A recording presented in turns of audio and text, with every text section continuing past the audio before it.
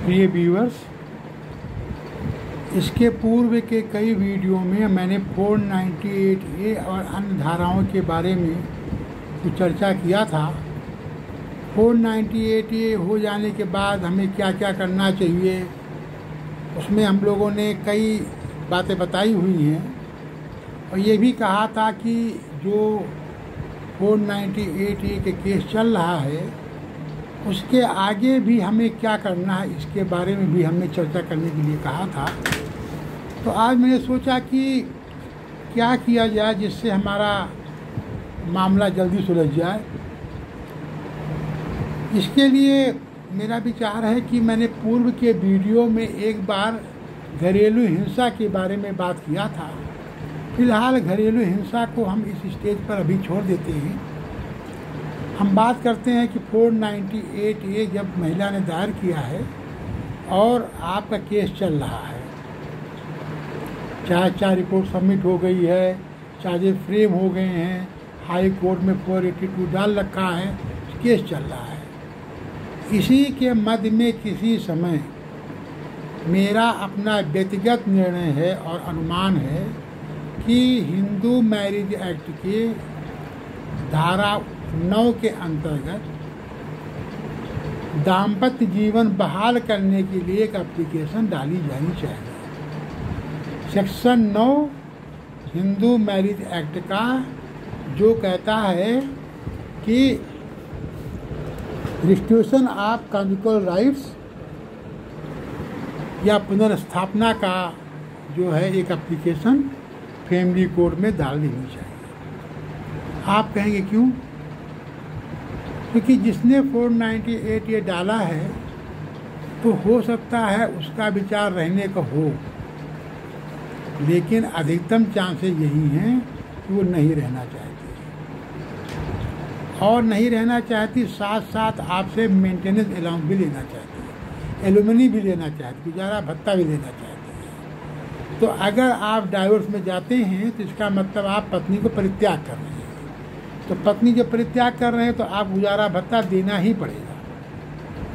बहुत कम केस ऐसे कि आप डाइवोर्स डालें, गुजारा भत्ता आप देना ना पड़े। सेक्शन 9 धारा 9 हिंदू में एक्ट के डालने का मतलब ये हुआ कि आप उनको रखना चाहते हैं। तो अब बात ये उठती है कि हम धारा क्यों न डालें। धारा 9 इसलिए डालना चाहिए ताकि अगर किसी स्टेज पर वो डाइवोर्स की बात होती है तो आप कहिए कि भैया मैं तो साथ रहना चाहता हूँ, हमारे पास ये व्यवस्था नहीं कि मैं गुजारा भत्ता दे पाऊँ इनको। तो उस समय गुजारा भत्ता ना देने की भी स्थिति बन सकती है और गुजारा भत्ता कम भी होने की स्थिति बन सकती है। कोर्ट भी देखता है कि आप रखना चाहते हैं और रहना नहीं चाहती हैं, गुजारा भत्ता किस बात का। साथ ही साथ जब आपने 482 डाला है हाई कोर्ट में, तो हाई कोर्ट भी देखता है कि सेक्शन 9 भी पड़ा हुआ है पति की तरफ से। इसका मतलब पति रखना चाहता है, उसने 498A भी डाल रखा है, तो क्यों न इसको मीडिएशन में भेज दिया जाए। एक बार केस हाई कोर्ट के अंतर्गत मीडिएशन चला जाता है तो चांसेस होते हैं कि आपका मामला वहाँ पर या तो डाइवोर्स के लिए सुलझ जाए या आप साथ रहेंगे सुलझ जाए, लेकिन वहाँ पर कुछ बेटर जो है आपका मीडिएशन होता है लोअर कोर्ट के अपेक्षा के। तो मेरा ये विचार है कि सेक्शन 9 आप उसमें डालें।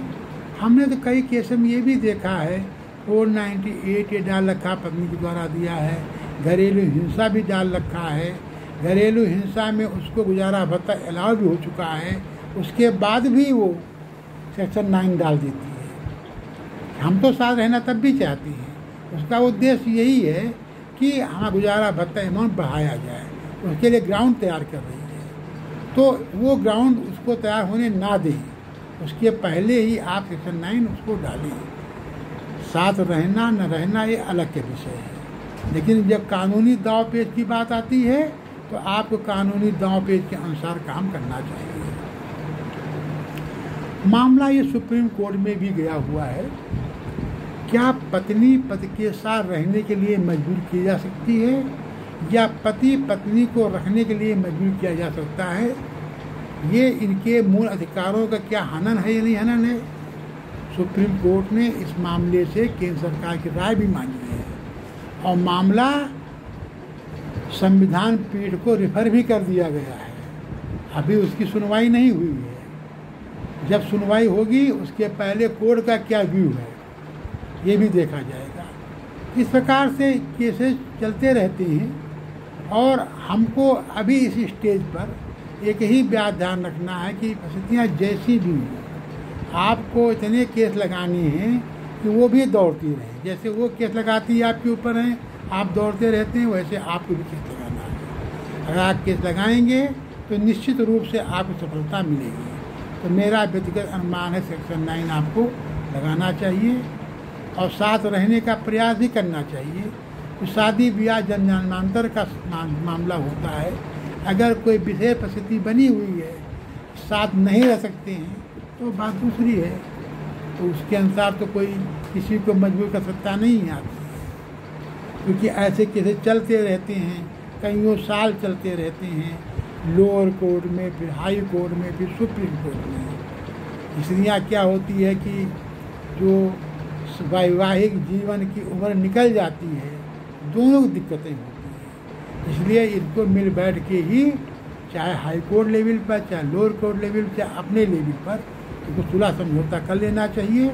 और सेक्शन 9 डालने के पश्चात ये चांसेज हैं कि म्यूचुअल या तो डाइवोर्स हो सकता है या म्यूचुअल साथ रहने के लिए समझौता हो सकता है। तो इस प्रकार से अभी हमने सेक्शन 9 की बात की है। अभी कुछ अन्य बातें भी बताएंगे। निर्णय आपको करना है, अपने केस के अनुसार करना है, अपनी परिस्थिति के अनुसार करना है।